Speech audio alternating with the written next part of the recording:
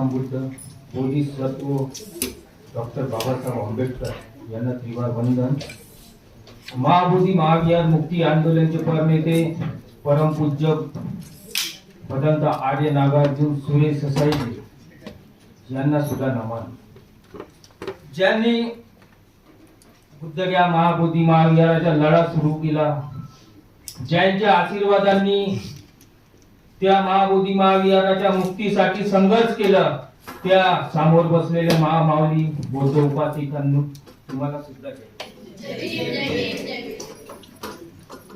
मला म्हणजे इथला प्रोग्राम आहे माहित नव्हता।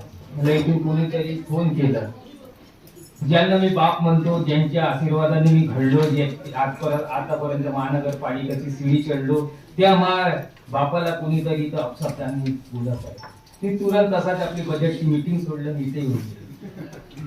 अरे ज्या माणसाला एक विषय दिला इथं गाडगे साहेब, एक तुम्हीच दिलेला विषय, परिवार, वाद आणि स्वार्थ आणि राजनीती। आज त्या माणसाचा परिवार सुद्धा नाही हो साहेब, विषय दिला का? विषयावर बोलत आहे, विषयाच्या बाहेर जाणार नाही साहेब। त्या माणसाचा परिवार नाही, त्या माणसाला स्वार्थ कुठला हो? त्या माणसाकडे भरपूर आहे, लहानाच्या मोठा झालो सर्व काही, आज माझं नाव सुद्धा त्यांनी ठेवलं, त्या माणसाकडे कुठं स्वार्थ आहे? राजनीती कुठून केलं? राजनीती केली असतं तर ज्या माणसाला सदस्य बनवलेलं आहे पूज्य भदंत आर्य नागार्जुन सुरेश ससाईजीनं विल्लास गजगाटेला, तो माणूस अध्यक्षचा बच्चा हे होता, तो सारथी हो? तो माणूस कुठं सारथी हो? तो एक साधारण बुडा माणूस आहे, जनतेच्या भरोश्यावर 2 टाइम खात हो, त्या माणसाला अपमानित करत आहात तुम्ही। हे कुठलं आहे हो? नाव दिलेलं आहे निशान बहुजन। निशान कशाला म्हणतात? तो माणूस जय भीम शिवाय बोलत नाही, त्याच्या अंगामध्ये जय भीम आहे, फक्त एवढा विपसना नाही करत, कारण की त्यांच्या अंगामध्ये संघर्ष भरलेला आहे। तो संघर्ष कुठलाही असो, नागार्जुन बुद्धगयाचे असो या नागार्जुन टेकडीचे असो या कुठल्याही असो, मी विनंती करतो साहेब सर्वांना की त्या व्यक्तीला थोडा आपला समजून घेऊन चला। त्या व्यक्तीची 94 वय काय झाली तर तुम्हाला ते बुढे दिसत आहे, और जेव्हा जवान होते तेव्हा त्याच व्यक्तीच्या मागे तुम्हीच झेंडा घेऊन जात होते हो निळा, तो नको विसरा। अरे ज्या माणसांनी महाबोधी महाविहार मुक्ती आंदोलन अनाकारी धम्मपाल भंतेजीच्या नंतर कोणी दाखवलं असेल बुद्धगया महाबोधी महाविहार, ते परमपूज्य भदंत आर्य नागार्जुन सुरेश ससाई आहेत, हे विसरता कामे नाही। आज भी त्यांना बुद्धगया महाबोधी महाविहाराचे प्रणेते बोलले जातात। हे का बोलले जातात? कारण की त्यांना आंबेडकरी चळवळीने दिलेला आहे तो नाव, गौतम अंबादेव नाही दिलाय, राकेश धारगावी नाही दिलाय, त्यांना बौद्ध उपासक उपासिकांनी दिलेला आहे। त्या व्यक्तीच्या विरोधात जाता आपण काय? त्यांच्याकडे काय सर्वच काय? जपान मधले लँडलाईन होते, ते मावानी फुटण्या घरचे नाही होते। त्या व्यक्तीने मला नगरसेवक बनवलंय, तो मला श्रीमंत केलाय, आणि तुम्ही सांगता त्याला स्वार्थ काय? स्वार्थ तुमच्याच विषय, आपल्या घरून बनवलेल्या विषयाला कॉम्प्लेट मी माझ्या नाही, तुमच्याच विषय आहे। माझी विनंती आहे हो, अरे एका बापाले आपण जसं घेऊन चालतो तसे घेऊन चाला। आज लहान लेकरू बांधली असते, शिड्या नाही चढताय, तो 2 माणसं वस्तू मागून टाकाने चढतात, ते तुमच्या सहारेवर आहे, आणि आज त्यांच्या मरत्या खेती तुम्ही त्यांना हे करत आहात। तो गेले तर आपल्याला 4 खांदे देवाचे, जपानहून येणारे नाही एक देणारा, तुमच्या भरोसा विनंती आहे। माझ्या कुणाला वाईट वाटत असेल, मी कुणाला उद्देशून बोलत नाही, मी फक्त पूज्य भदंत आर्य नागार्जुन सुरेश ससाईचा शिष्य आहे आणि मराठले शिष्य राहणार आहे। नगरसेवक पद कधीही सोडायला तयार आहे, आणि संविधानिक अधिकाराने जसं 5 वर्षासाठी कंटाळी कामगार बनून महानगरपालिकामध्ये गेलो नाही, यांच्या एक विषय मला आवडला, बाबासाहेबांनी सर्वांना मताचा अधिकार दिलाय। दीक्षाभूमी का ना असो, सदस्य बनवणं मोहीम चालू करवा, ते असेच खतम होऊन जातात, कोणाची गरज नाही पडत। राकेश भाऊला जेव्हा भी मदत लागेल माझे सदस्य मोहीम चालू करा। तिथं पण इंदोरा बुद्धिहारमध्ये 5 वर्षाचा चुनाव होतो, त्याच्यानंतर निवडून आलेला तिथला सदस्य बनतो, मी बी तिथं सदस्य निवडूनच आलो, मला कोणी बापाच्या ठेकेदारांनी नाही दिलेला आहे तिथं, या कोणी पारंपरिक वादांनी नाही दिला की आम्ही गवईच्या पूर्व जे मले हा मी तेच बोलतो, मी मुद्द्यावर बोलेन, मुद्द्याच्या बाहेर नाही जाईन, नियमाच्या बाहेर नाही जाईन। 5 मिनिटात बोला, 3.5 मिनिटं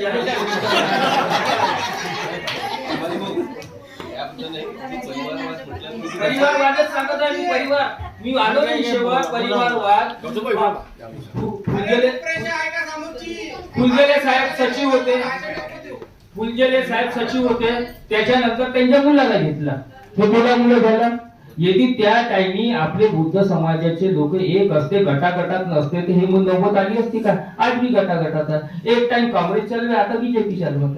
गटात कोण आणला? आपणच आणलं. किती गट आहेत? तिथं बी गट झाले. तर ते गट आपणच तयार करत आहोत. एकजुटीने उभे वगैरे हे सर्व साले घरातले बाहेर नाही निघतील. एक जण जुटी तो तयार होऊन राकेश भाऊनी हिंमत केलं, समोर आले. एकटा मिशन बहुजनच्या नावाने एकजुटी ना. पण 1000 रुपये नको भेजा बस. आणि जे युवा पिढीतले कार्यकर्ते आहे, आमचे सर्व तरुण कार्यकर्ते आहे, यांनी जी भूमिका दिवसाच्या अगोदरपासून दीक्षाभूमी विकास कामात अडथळा काय? आपला आजच्या सभेच्या परिसंवादाचा एकच विषय आहे की जिम्मेदार कोण? दीक्षाभूमीचा विकास का अडलेला आहे? आपण त्यावर आपण चर्चा करणार आहोत. आपण कुठल्याही राजकारणात कुठल्याही लोकांवर द्वेष करणार नाही, हे लक्षात ठेवावे. आणि त्याच विषयावर आपण इथं चर्चा करावी. आणि त्याच मुद्द्यावर विकास हा वेगळ्या वर्षाचा का थांबलेला आहे? साठी उलटली आणि साठी उलटल्यानंतर आम्हाला आता जाग आली. 64 मध्ये स्मारक समिती तयार झाली आणि 64 पासून या दीक्षाभूमीवर एकाधिकारशाही सुरू झाली. आणि 64 पासून आमचे अधिकारी किती झाले, आमचे विचारवंत किती झाले, आमचे डॉक्टर किती झाले, आमचे इंजिनियर किती झाले, या कोणाच्याही मनामध्ये दीक्षाभूमीच्या विकासाचा, दीक्षाभूमीवर सामाजिक अंकुश ठेवण्याचा विषय कुणालाच शिवला नाही.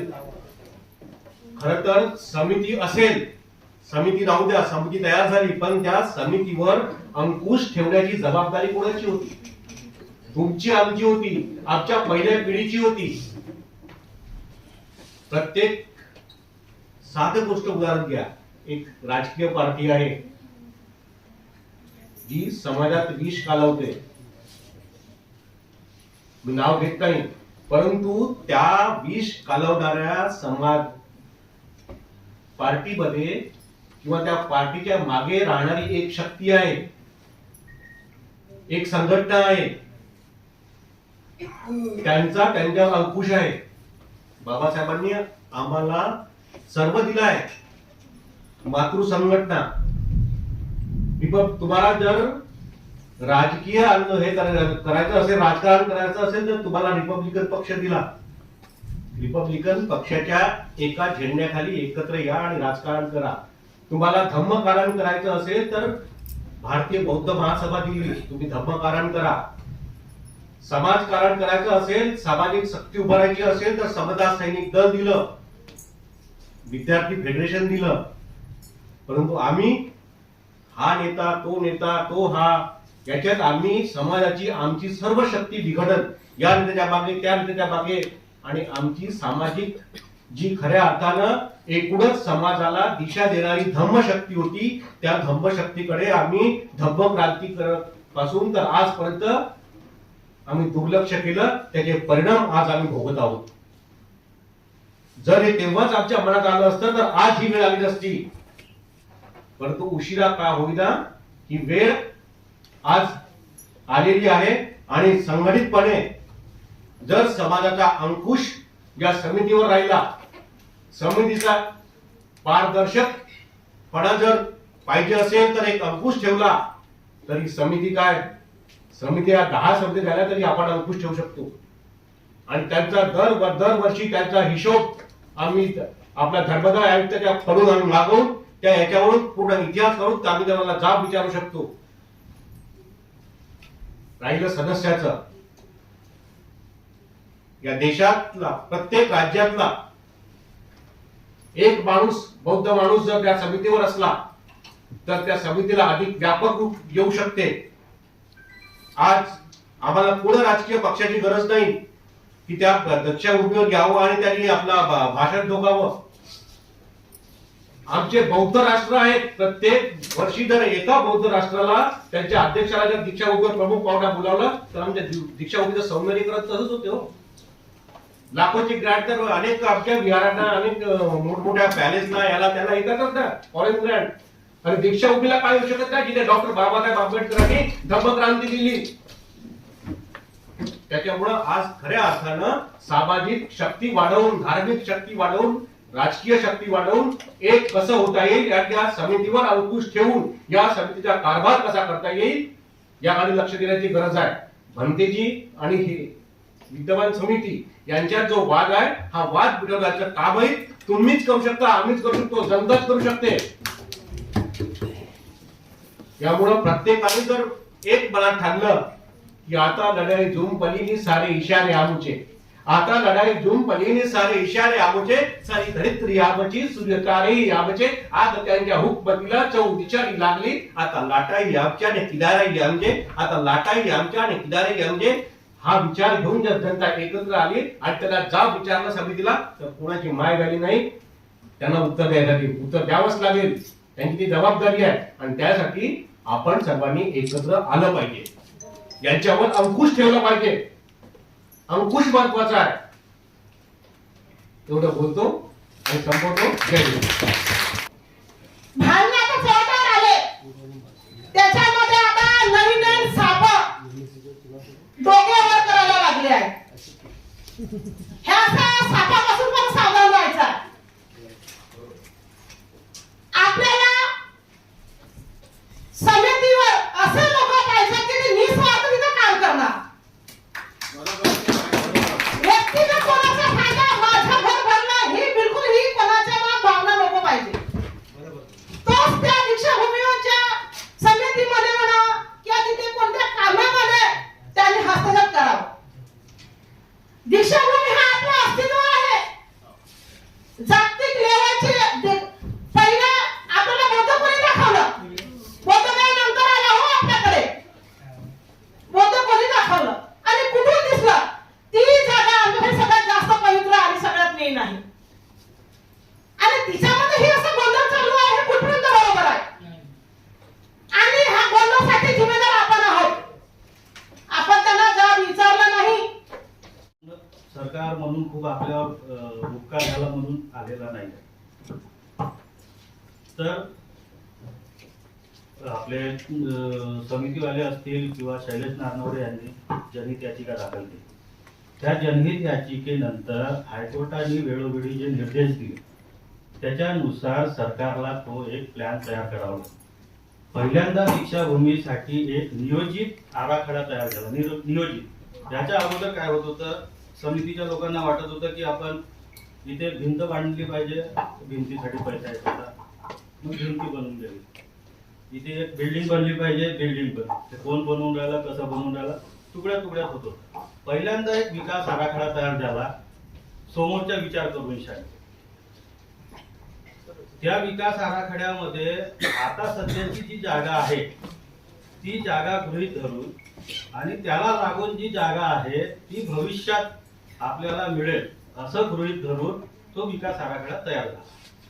त्या विकास आराखड्यानुसार जी आपल्याजवळ आता जमीन आहे त्या विकास आराखड्याच्या त्या भागाचं काम करून शानी तसा विकास आराखडा आणि तसं ते मॅप किंवा ते आर्किटेक्ट तयार झाला. ते समितीच्या सर्व म्हणजे भंतेजींच्या आणि सर्वांना विचारून परमिशन करून शानी ते तयार करणार. त्याच्यात समितीच्या लोकांना विचारणा आली होती की तुम्हाला काय पाहिजे. त्यांनी काही सूचना केल्या. त्या सूचनांमध्ये काय होतं की आमची जागा कमी आहे, त्यामुळे आमच्या जागेचा वापर बांधकामात कमीत कमी करता येईल आणि त्याचा उपयोग जास्त व्हावा, त्या दृष्टीनं असं काही तो व्हावा. त्याच्यानुसार मग ते ठरलं की अंडरग्राऊंड पार्किंग जर केली आपण तर वरचा भाग आपल्याला वापरता येईल. त्यानुसार तो पहिला विकास आराखडा. त्याच्यामध्ये 2-3 गोष्टी महत्वाच्या होत्या की कायमस्वरूपी स्टेज एकदा तयार झाला की दरवर्षी स्टेज तयार करायची गरज नाही, पैसे वाचतात. आणि भिंत आली, 2 गेट आले, जसं त्यानुसार तो काम सुरू झाला होता.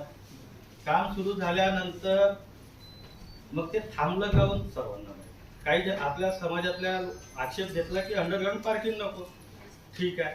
आज त्याच्यासाठी आंदोलन झालं आणि मग सरकारलाही ते मान्य करावं लागलं. समाज नाही म्हणत आहे त्यामुळे सरकार मान्य केलं, ते थांबलं. ते थांबल्यानंतरची आताची जे पोझिशन आहे थांबून दिलं. कोणतेही सरकार वाटतं की कोणत्या समाजाला दुखवून आपण काम करू शकत नाही. जो काही काम करणारा होता तोही घाबरून होता, उद्या इकडं तिकडं झालं तर समाज देईल, त्यामुळे आता ते नवीन होईल. आता ते विकासाचं काम जे व्हायचं आहे ते होईल, त्याच्यासाठी जे पैशाची निधी आहे ते तरतूद आहे. आता त्याच्यातला गोष्ट अशी आली की समितीमध्ये फाटाफूट असल्यामुळे ते जे काही लागतं त्याच्यामुळे तो काम अवलंबून. आता आपला जो पुढाकार आला, आता त्याच्यात ही गोष्ट महत्वाची येते की दोन गोष्टीसाठी आपण लढू शकतो. एक तर समितीतले भांडण कसे मिटेल तुम्ही एक व्हा, पहिली गोष्ट. आता जसे लोक आहेत तशी आहे. आता 100% कोणी ते धुतल्या तांदळाचे नाही म्हणत तसा हा विषय. आता जे कोणी लोक आहेत पहिले ते जे आहेत ते तुम्ही एकत्र तर या बा, जसे असतील तसं आणि मग कामाला सुरुवात करा. त्याच्यानंतर ती जी जागा आपल्याला कशी मिळेल त्याच्यासाठी आपण आपला पॉवर वापरू शकतो. समाजाचा जो काही दबाव गट आहे तो निर्माण करू शकतो की आम्हाला ती जागा पाहिजे. आणि त्याच्यानंतर समिती कशी समाजाच्या सोबत समाजाच्या कामानुसार राहील तो मग लॉंग टर्म आपला विषय आहे. मग त्याच्यात तुम्ही काय करता येईल, बायलाच कसं बदलवता येईल, लोक कसे आणता येईल, तो आपण मग तो लॉंग टर्म आहे तो करू शकतो. याच्यात एक सूचना आली, त्याच्यात मी फक्त थोडंसं की सभासद नोंदणी हे वगैरे हे चांगलं वाटतंय, पण त्याच्यात एक धोका कसा आहे की सभासद नोंदणी झाल्यानं तर जो जास्त सभासद करत तो वर्चस्व असं होईल उद्या. मग आणि तो धोका लक्षात घ्या.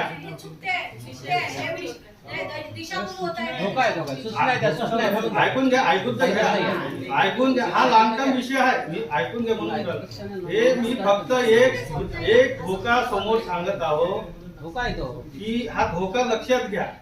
आपण कसं आहे खूप एनर्जीटिकच्या सर्व बदलवून घेऊ असं नाही होत कधी. हा लॉंग टर्म विषय आहे. हा जर आपण त्याच्या मागे लागू तर हे असे धोके आहेत की ज्या पार्टीच्या म्हणाल मग त्याच्यात पार्टी आली, मग जे कोणी बनवल ते आलं, मग राजकारण आलं, त्या सर्व गोष्टी आल्या. तुम्ही जो निर्णय घ्याल त्याच्या समाजातून आणखीन होईल. आपणच आहोत, आपण समाज नाही आहोत पूर्ण, इथं आपण प्रतिनिधी असू, आणखी खूप जण आहेत, समाज खूप मोठा आहे. मी फक्त इथं काही धोके सांगितले. आणि हे जे लॉंग टर्म आणि शॉर्ट टर्म आता जर काही करता आलं, आपला चांगला फोर्स तयार झाला, त्या समितीतले सर्वजण एकत्र येऊन काम कसं करू शकतात ते सध्या आपण करू शकतो. त्यांच्यावर दबाव निर्माण करू शकतो. आणि त्याच्यानंतर जी आपली जमिनीची मागणी आहे तो रेट आपण लावून धरू शकतो. त्या दोन गोष्टी आपल्याला आता होऊ शकतात. आणि नंतरच्या ज्या समितीतला तो लॉंग टर्म विषय आणखी येऊ शकते, तो टप्प्याटप्प्याने लढावला. थँक्यू.